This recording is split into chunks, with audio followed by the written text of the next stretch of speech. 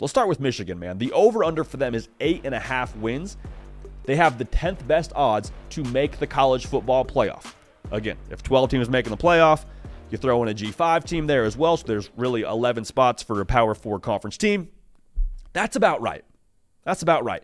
And for Michigan now, we know all the talking points, especially those of y'all that have been tuning into this show for the entire offseason. You know what I'm about to say. They lost a lot of production. They got a new head coach. They got a new quarterback. That's something everyone has now beat to a pulp at this point. Michigan Wolverine fans, make sure you're subscribed right here to the On3 YouTube channel. We have had a ton of y'all get dialed in over the course of the last few months.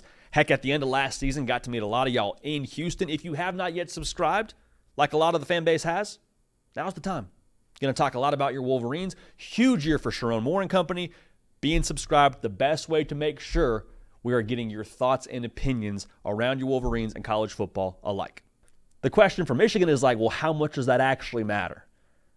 Because when I look at this schedule, I look at this roster, my question is is anybody on this roster, top to bottom, less equipped to handle the standard at Michigan?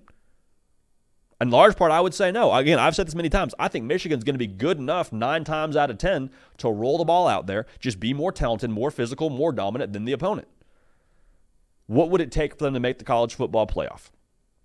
From a wins and losses perspective, y'all know that I think 10-2 is that magic number.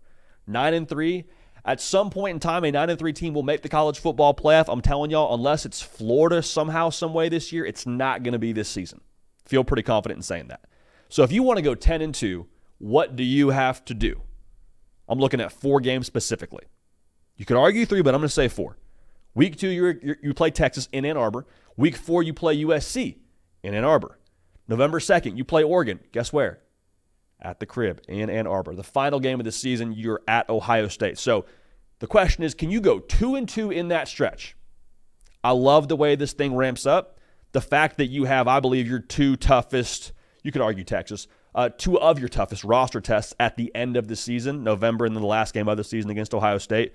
Oregon and Ohio State will be the toughest tests. And so when it gets to those games, I think it's paramount that your quarterback is in rhythm, your team has an identity, your quarterback understands the assignment, all those things. You have to be, finished product's the wrong word to use. You have to be playing your best football and know what you're doing when you hit November, all right? That's pretty straightforward. Now, here's a comp that Michigan's drawn from a couple of people, but we're going to lean into it right now. Michigan this year has a ton of resemblance to Alabama. And you're saying, well, JD, one's an SEC team, one's a Big Ten team. I'm not seeing, one has Nick Saban as the head coach a year ago, and this is a brand new head coach. Hear all that, but listen to this. The preseason doubt around Alabama, is Saban done? Is Alabama falling off the map now? All that was being said last year. What did Alabama do? Went out, won the SEC, made the college football playoff. Well, Michigan, I don't know if they can do it. Hey, they lost Jim Harbaugh. There's all these questions around Michigan. Are they going to fall off the face of the planet? We'll see. But again, the narrative now, the overall messaging, sort of similar in terms of the sentiment around Alabama last year and Michigan. A lot of preseason doubt. Remember now, it's funny to say this, but at SEC Media Days a season ago, we weren't sure who was playing quarterback for Alabama. Heck, after week 2, we weren't sure who was playing quarterback for Alabama. Now it ended up being Jalen Milroe, and he ended up finding his stride. We don't know who's playing quarterback for Michigan. I would argue, I think the folks in that building in Michigan overall don't know who's playing quarterback for them going forward. We've heard as many as 3 guys in the race now, from Alex Orji and Davis Warren. Jack Tuttle was the name that was getting the most traction right around the summertime for Michigan. So we'll see. I do think it's probably a Davis Warren, Alex Orji battle as of right now. We'll see how that translates. And as fate would have it, man, we're making this comp. Both teams will have played Texas at home week 2 of their season. Now, why was Alabama able to be successful last year? A lot of factors go into it. For me, though, I point to that game against Texas, which we were actually in Tuscaloosa for, that Alabama lost, as being their origin story as to why they were able to go on the run they went on. You could say a lot about, they tasted defeat and didn't like it, and that motivated them. That's all true. I think more specifically, they adapted. They adapted. We saw a different Alabama team from week 2 than we did the rest of the season. And so not to get too off the track here talking about Michigan, this is a Michigan segment after all, I'm okay if you lose week 2 against Texas.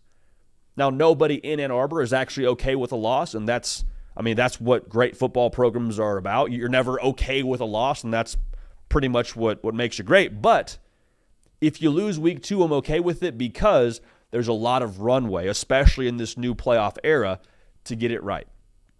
And that was Alabama last year. You lost week 2 to get it right in week 4. Kind of a similar story for Michigan. You lose week 2 against Texas. You have a get-right game week 3, and then week 4. If you're able to actually get it right against USC, great. Okay, then that makes that Texas loss in some way, shape, or form worth it. The folks that are listening to this show right now and saying, JD, you're really just qualifying a lot that Michigan lost to Texas. We'll see. We'll pick that game when it gets here. But with all the talent Texas has, I don't think it's inappropriate to talk about Texas right now being a little bit more of a settled team. Now, will they win that game in Ann Arbor? Totally different story. But week 4, when Alabama played Ole Miss, it was very clear, Jalen Milroe is now your guy.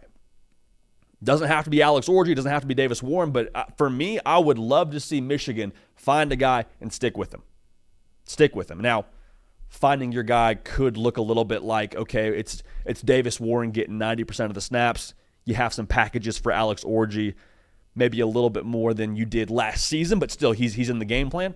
I'm cool with that, but have a quarterback is my big take here. Have somebody who's going to lead your offense, that is going to be the guy when you're in the foxhole in the fourth quarter, you're not all right, whose drive is it? No. Have your guy, roll with him, and let's go. I want to make sure we say this too. The quarterback for Michigan this year does not have to be what J.J. McCarthy was a season ago. Don't try and recreate what J.J. McCarthy did last year for Michigan in terms of all that he brought to the table. That was a guy with a lot of experience, I think a lot of arm talent.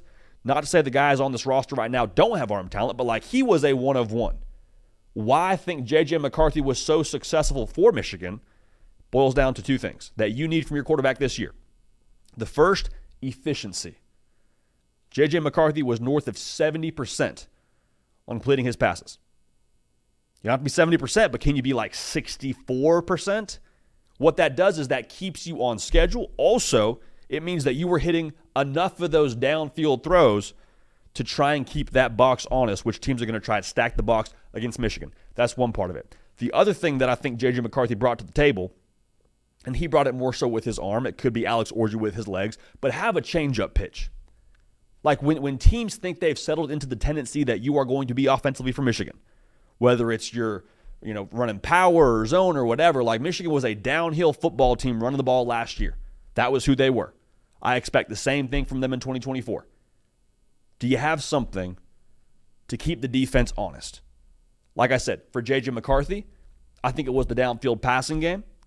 For Alex Orji, it could be his legs. It could be those linebackers will bite on the inside zone. Next thing you know, Alex Orji pulls it. He's around the corner. That's the change-up pitch. It could look like that is all I'm trying to say here. Could be the same thing for Davis Warren, but with him it's probably a little more of the downfield passing that you would worry about if you're a defense. Got to have a change-up pitch. Because if you can do that now, keep defenses off balance, there's no reason why Michigan can't be back in the college football playoff. Because as much as we talk about the returning production that they lost, there's a lot of dudes on this roster that are going to play in the NFL. There's about 4 or 5 names that we know already from a Colston Loveland, Will Johnson, Mason Graham, Kenneth Grant, Donovan Edwards. But there's also a lot of names we don't know right now that are going to step up in a massive way. I think the championship DNA, the championship way of doing things, is still very much in place at Michigan. Sherrone Moore, he has that hashtag for their 2025 class whenever a kid commits, process over prize 25. That's true of what they want to pitch on the recruiting trail for sure. It's also true of who they are right now. They are process-oriented. Stick to your process, know your process, execute your process. Y'all just so we're on the same page, that process last year won them a national title. And Sherrone Moore, I believe, was very involved in that process, a lot more than I think most folks want to give credit for. So Michigan, they're on the bubble. They get a couple of those things right. They go 2-2 in that 4-game stretch. They will be in the college football playoff. Believe you me. So the hard count is brought to y'all today by our friends over at Game Time. Game Time, they've been a friend of the hard count here for a while now. College football season's here. And it is extremely, extremely important that if you want to go to that game week 1, you're able to have the best tickets, the best view, as important now, at the best price. Like don't get ripped off. Don't show up at the game and try and buy a ticket that's 3x what it would have cost you if you were to buy it on Game Time. One thing I love about the Game Time app, and y'all that have tuned into the show, you know this, like the ability to know before you buy the view from your seat. Like that's a chess move. Game Time app makes it very easy. You can see before you buy with your view from the seat. Also, worth noting, if you find a ticket on another platform in the same section and row for less than what it would have been on Game Time, Game Time will credit you 110% of the difference. So take the guesswork out of buying tickets with Game Time. Download the Game Time app, create an account, and use code HARDCOUNT for $20 off your first purchase. Terms apply. Again, create an account, redeem code HARDCOUNT, that's HARDCOUNT, for $20 off your first purchase. Download Game Time today. Last minute tickets, lowest prices, guaranteed. Hey y'all, thanks so much for watching. Subscribe to the channel here to make sure you don't miss an episode of the Hard Count. Also be sure to check out other videos on the On3 YouTube channel.